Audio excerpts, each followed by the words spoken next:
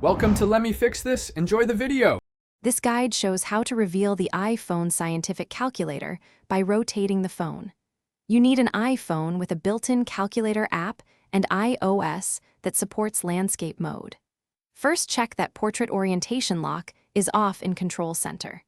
If your lock is on, the scientific layout will not appear.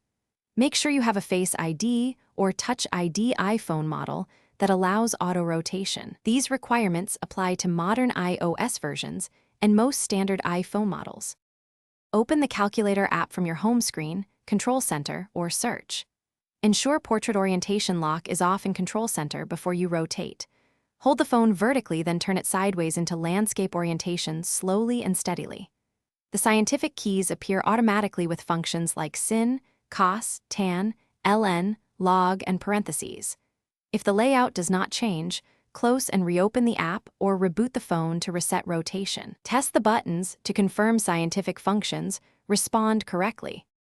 If the calculator fails to rotate, reboot the iPhone and try again to restore auto-rotation. Rebooting clears temporary sensor or app glitches that prevent landscape mode.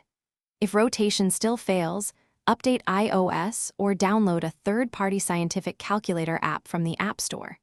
You can also use Siri or Spotlight for single calculations like 30% of 150 or square root of 2025. Remember that small screen models may hide keys, so consider using an iPad or dedicated app for complex work. Thanks for watching. If you found this helpful, don't forget to like and subscribe.